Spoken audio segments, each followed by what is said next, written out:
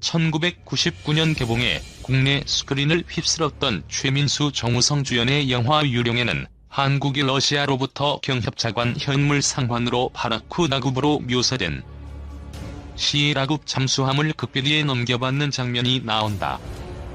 영화 속에서 한국 정부는 이 핵잠수함을 유령으로 명명하고 모든 승조원을 신원이 말소된 요원들로 구성하는 등 잠수함의 존재 자체를 극비에 붙였다.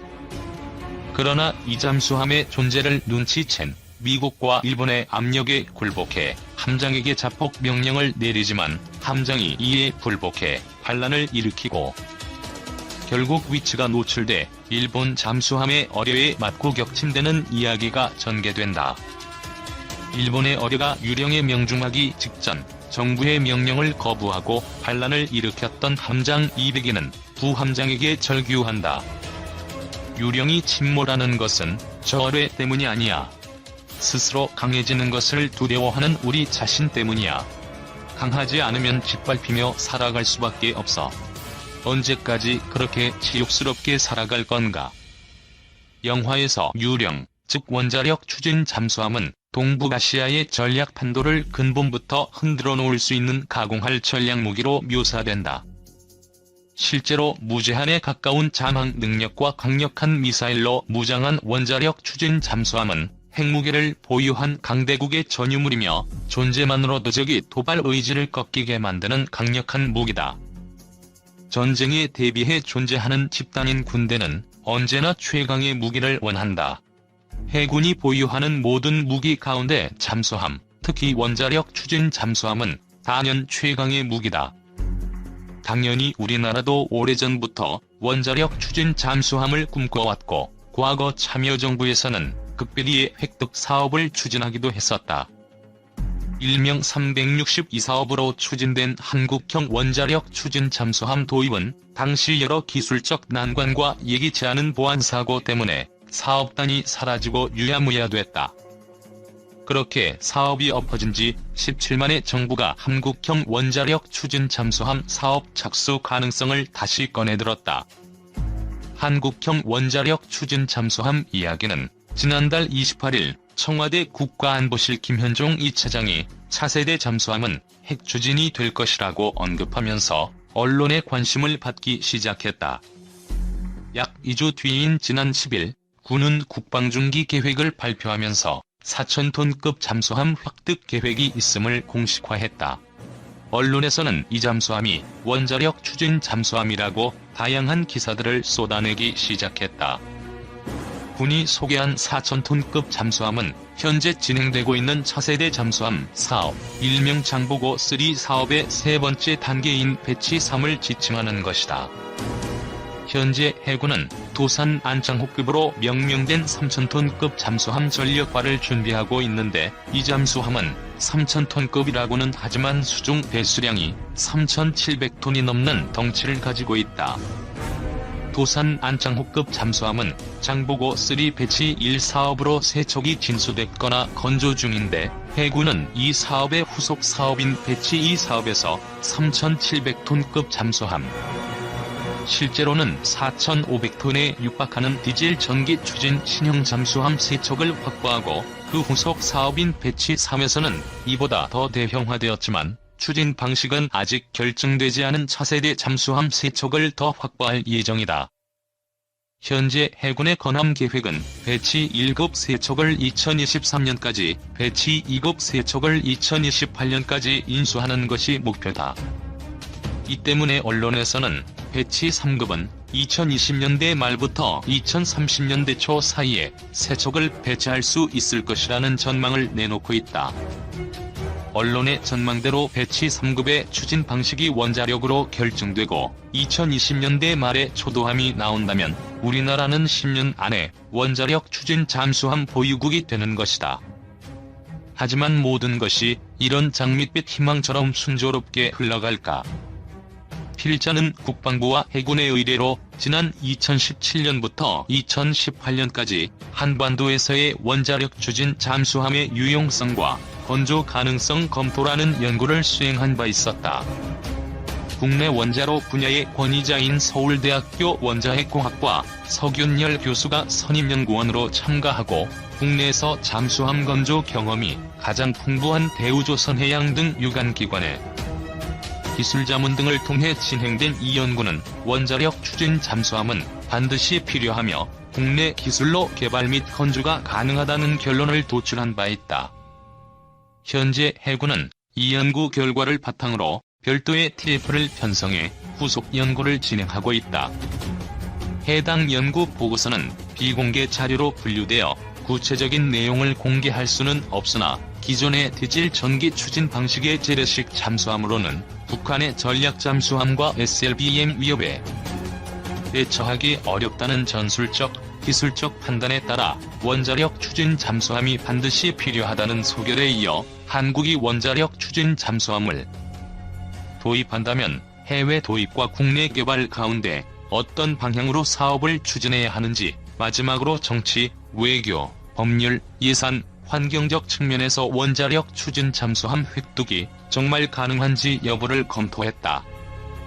연구보고서는 현재 국내 기술로도 원자력 추진 잠수함 독자 개발 및 건조가 가능하다고 판단했으나 당면 위협인 북한의 핵 탑재 SLBM에 대한 대응 전력 조기 확보, 한국형 원자력 추진 잠수함의 기술적 완성도, 담보와 리스크 감수를 위해 바라쿠다급으로 잘 알려진 프랑스의 쉬프랑급을 기술 도입 생산하며 국내 개발을 병행하는 사업 방향성을 권고했다.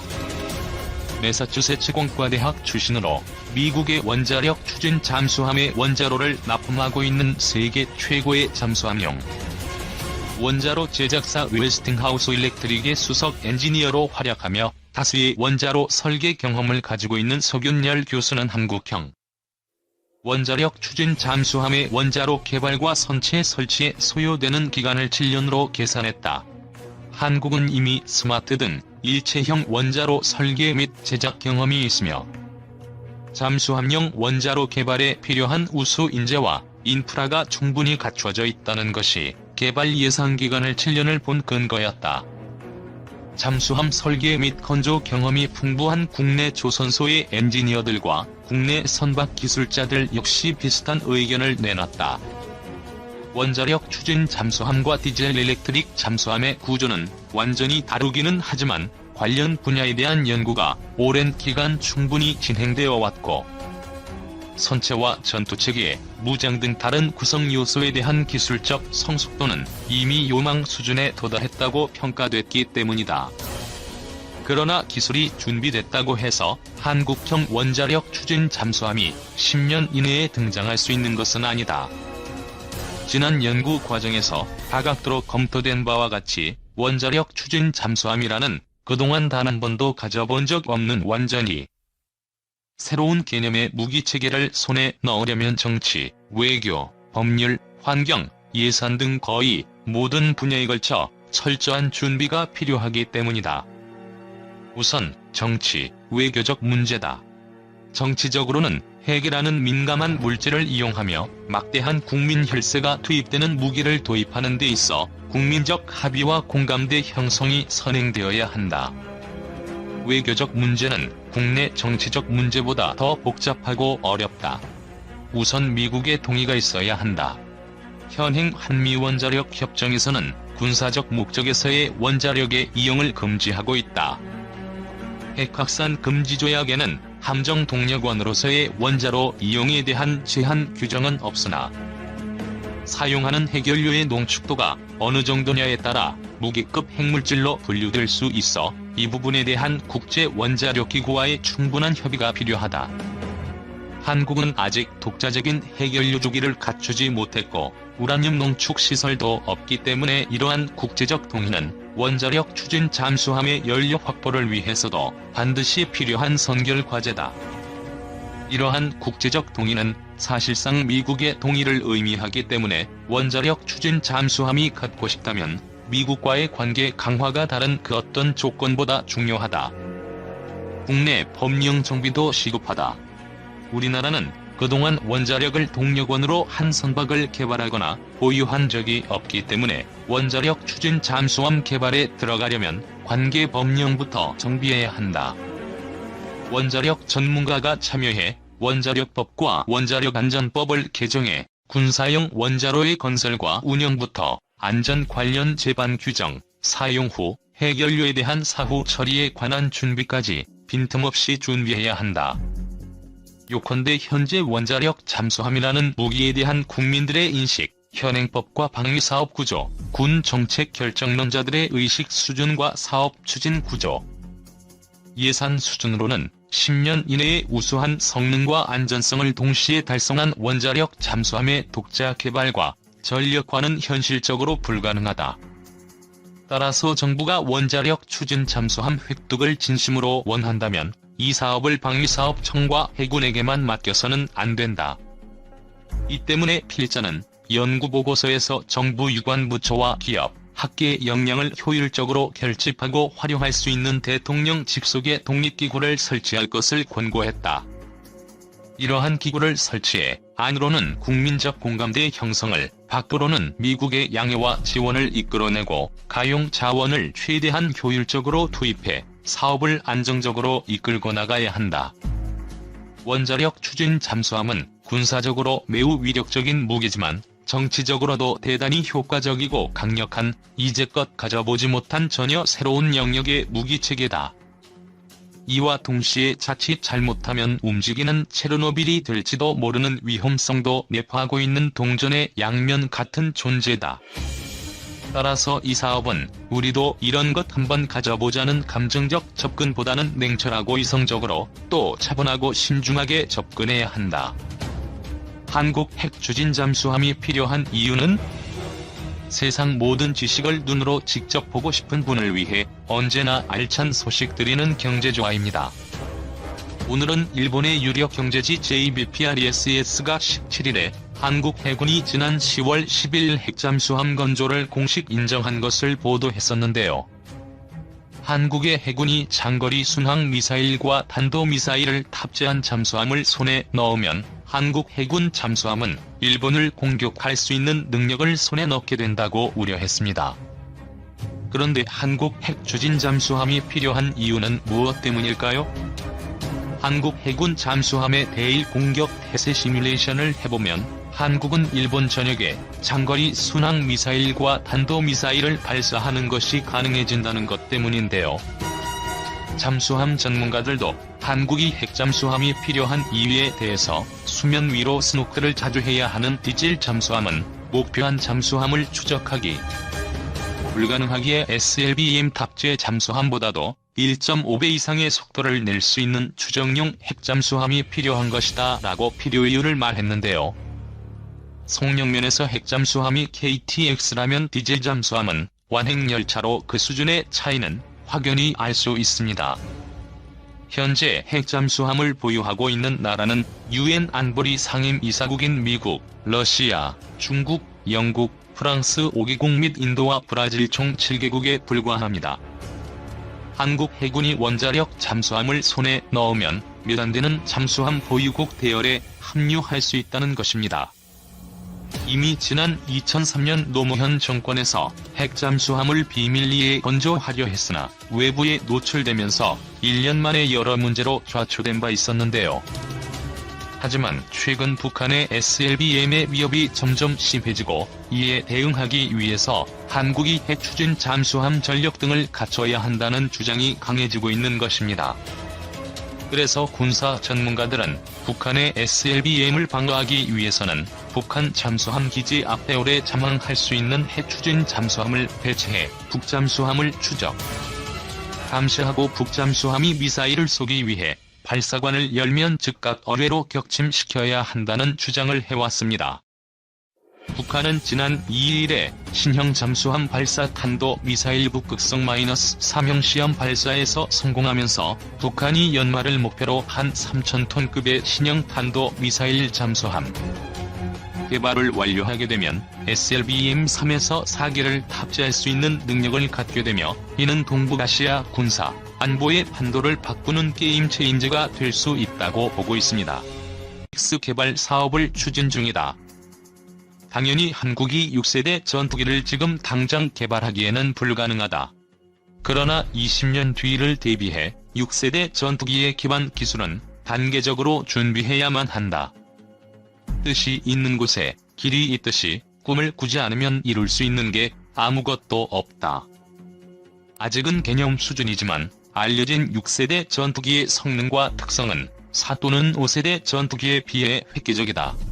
6세대 전투기의 특징 가운데 첫 번째는 레이저포를 장착한다는 점이다. 레이저포는 3종류의 레이저를 발사할 수 있다. 가장 센 레이저는 적 전투기를 요격할 때 사용한다. 중간 세기 레이저는 적이 발사해 다가오는 미사일을 요격하는 용도에 사용한다. 마지막으로 약한 레이저는 적미사일을 교란하거나 적기의 탐지 센서를 작동하지 못하게 만든다. 미 공군은 이런 레이저포가 20km 상공에서 마하 0.6에서 2.5의 속도에서도 사용할 수 있도록 성능 조건을 요구하고 있다. 6세대 전투기의 형태도 특이하다. 우선 꼬리 날개가 없다는 점이다. 미 공군의 스텔스 전략 폭격기 B처럼 꼬리 날개를 없앤다고 한다. 꼬리 날개가 있으면 공기 저항력이 생겨 비행에 도리어 불리하다는 게 이유다. 전투기가 공중에서 회전하거나 방향을 바꾸기 위해 꼬리 날개 대신 주 날개에 방향타를 장치할 계획이다. 동체의 크기도 기존 전투기보다는 더 커질 전망이다. 기존의 전투기보다는 폭격기에 더 닮아 보일 수도 있다. 미국의 전략예산평가센터가 1965년 이후 1450회의 공중전을 분석한 결과 전투기는 기동성보다 사거리가 긴 무기와 센서를 장착했을 때 공중전이 훨씬 적었다는 결론가 나왔다. 사실 전투기가 공중전에 들어가면 어느 쪽이 결초될지 가늠할 수 없다. 그러나 사거리가 긴 미사일과 멀리 보는 레이더 등 센서를 장착한 경우에는 전투 공간에 진입할 필요도 없이 적기를 먼저 보고 먼저 격추시킬 수 있다는 판단이다. 6세대 전투기에 장착될 무기로는 장거리 초고속 공대공 미사일은 물론 레이저포 외에도 플레밍의 왼손 법칙 원리를 이용한 전자기력으로 포탄을 발사하는 레일건도 검토되고 있다. 또한 사이버 공격 기능과 전자전 기능도 첨가될 예정이다. 지금도 그렇지만 미래 전투기는 초고성능 컴퓨터와 통신 체계로 모든 전장 상황을 종합해 조종사가 판단하기 쉽게 보고하는 한편 다른 전투기와 지상기지, 인공위성 등과의 통신이 필수적이어서 사이버 공격에 취약하다. 또 위성항법 장치를 교란시킬 수도 있다. 전투기의 비행속도 또한 크게 개선될 전망이다. 러시아는 6세대 전투기의 비행속도를 마하 5 이상 6에서 7까지 개발할 계획이다. 현재 전투기의 최고 속도가 마하 3라는 점과 비교하면 그야말로 초고속이다.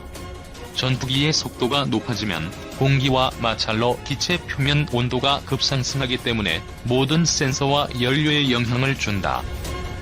과거 미국의 초음속 정찰기인 SR-71도 초고속 비행 때 공기 마찰로 발생되는 열을 해결하지 못했다. 러시아는 전투기의 순항 속도를 기존 전투기의 재연소 장치를 가동할 때의 속도인 마하 1.5에서 2 수준으로 높일 계획이다. 미국은 아직 최고 속도를 정하지 않았지만 최대 이륙重량 45톤의 3,000km를 비행할 수 있도록 개발할 방침이다.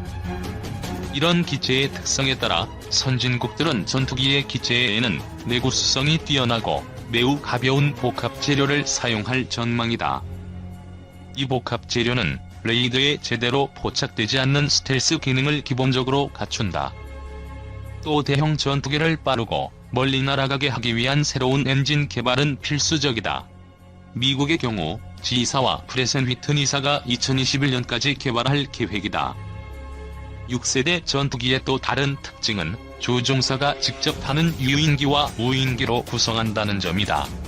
1대의 유인기가 최대 20의 무인기와 함께 작전을 펼칠 수 있다고 한다. 위험한 작전이 경우에는 무인기가 단독으로 임무를 수행하게 할 수도 있다. 무인기에게 공격할 표적과 방법만 알려주면 상황을 스스로 판단해서 공격 임무를 수행하고 기지로 귀환하도록 개발한다는 것이다. 이에 따라 6세대 전투기에는 발달된 인공지능이 반드시 장치될 예정이다. 영화에 나오는 비행 로봇의 벌떼 공격 광경을 볼 날도 얼마 남지 않았다.